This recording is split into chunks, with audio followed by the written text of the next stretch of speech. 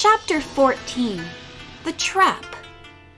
Nancy was so shocked at seeing the beautiful necklace taken from her sleeve that for a moment she was speechless. Her father came to her defense. "This is ridiculous. My daughter certainly does not own that and did not take it from anyone." The officer asked how she could explain its presence in her sleeve. "You'd better come up with a good story, or I will have to take you to headquarters," he said sternly.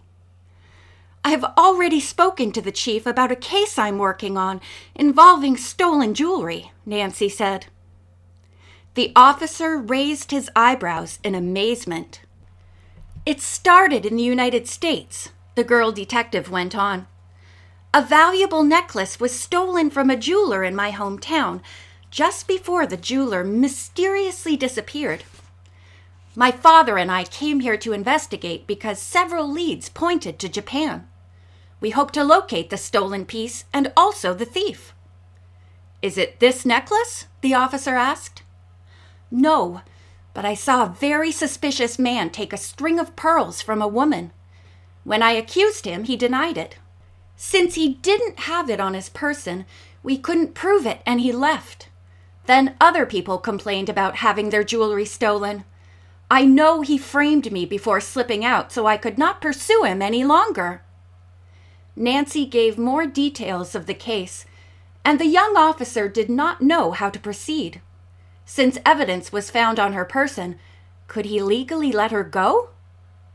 By this time, Mr. and Mrs. Mise had come up to Nancy and her father and asked what the trouble was. They knew the officer. As soon as they heard what had happened, both vouched for Nancy, saying the accusation was unjust. The policeman finally agreed to release Nancy into the Mise's custody if they would guarantee her appearance in court if she were called. Mr. Mise promised. The commotion over the jewelry thefts had ruined the wedding reception. Nancy and her father went to find the bride and groom and their parents, but all of them had left. "I certainly feel sorry for them," Nancy declared. "It should have been such a happy occasion. To have something like this happen will be an unfortunate memory for them." Mr. Drew and the Mises agreed. "I see they have opened the doors once more," Mr. Mise said. "I suppose they did not find the thief and his accomplice. Evidently they escaped before the doors were closed. We may as well go home ourselves now."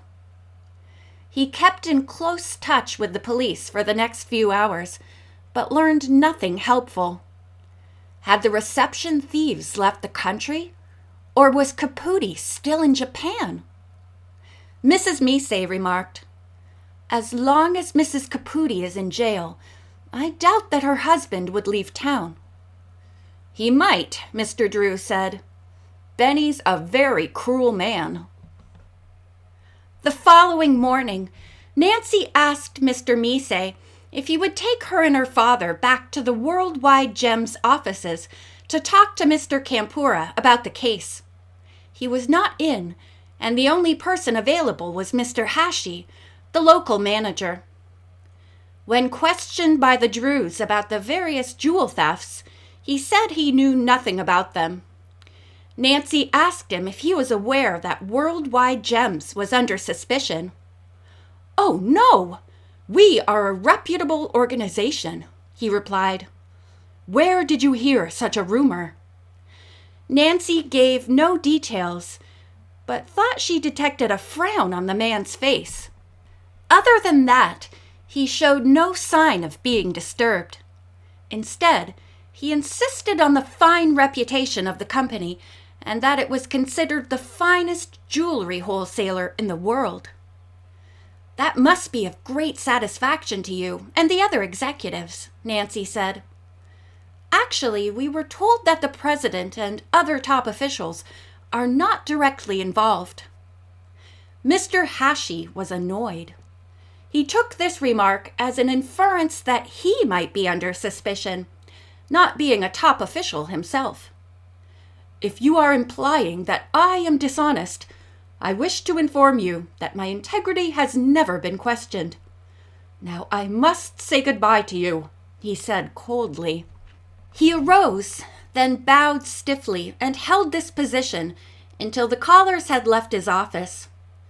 As they were walking down the hallway, the visitors came face to face with Mr. Taro, the president of the company. He wished them a pleasant morning and kept on going. Nancy stopped him.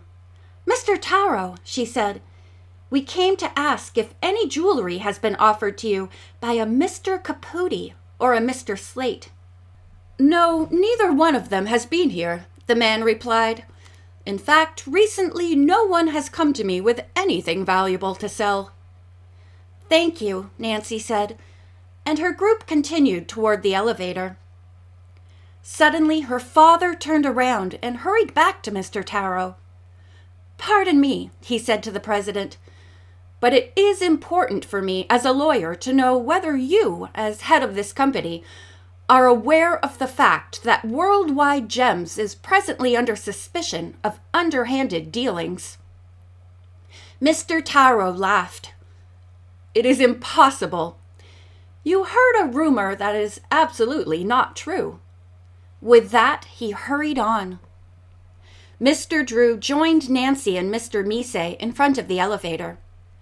Before it arrived, a young Japanese woman, who evidently worked for Worldwide Gems, approached them.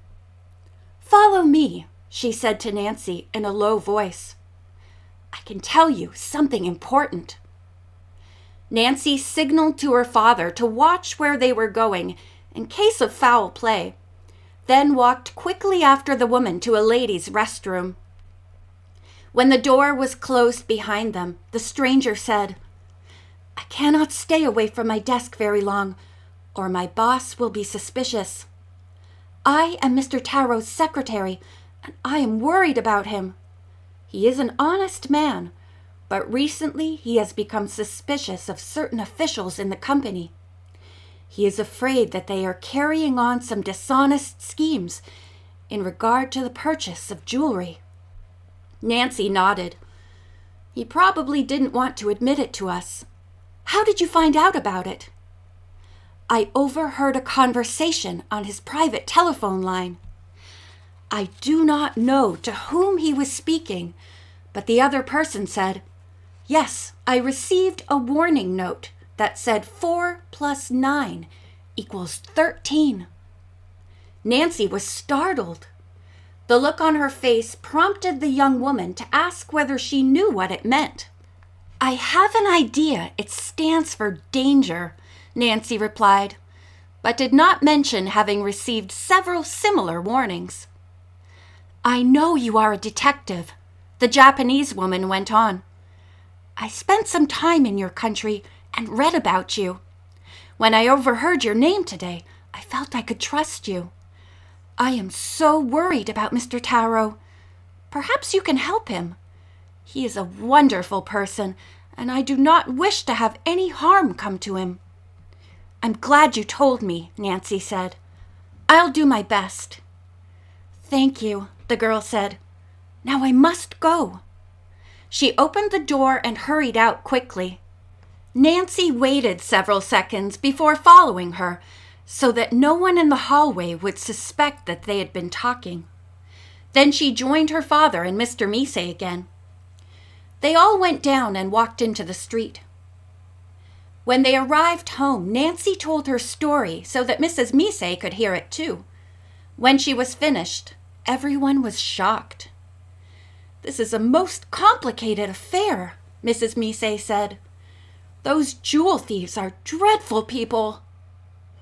I have a feeling that top officials at Worldwide Gems who are not involved with the underworld might be in great danger. They must have found out certain things and are now being threatened." "And the criminals would stop at nothing to gain their ends," Mr. Mise added. "I am so worried about both of you." The Drews did not feel comfortable either, but said that they had been in precarious situations before and never quit when they were hot on the trail of wrongdoers. I'd like very much to see a list of all people working for Worldwide Gems, she added. Mr. Misei jumped up from his chair. It just occurred to me that I have one. I own a small amount of stock in the company.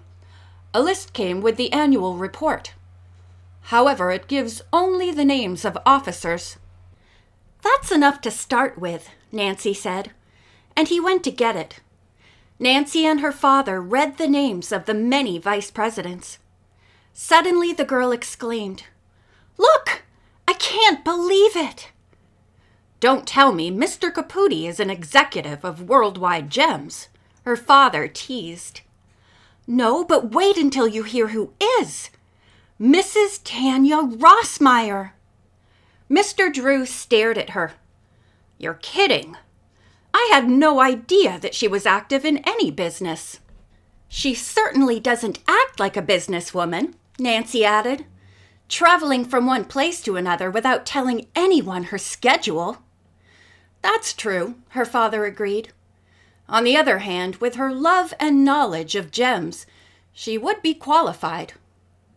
She had some quite valuable jewelry stolen, Nancy mused. Perhaps she was allowing herself to be robbed by a confederate of the company as a cover-up. Dad, Mrs. Rossmeyer could be in league with the thieves at Worldwide Gems. Mrs. Misei had sat down in one corner and started to read the morning paper. Suddenly she cried out, Here is an amazing article! What does it say? Nancy asked. It is a report from Rome that states that Mrs. Tanya Rossmeyer, while attending a dinner, was robbed of a priceless necklace. End of chapter 14.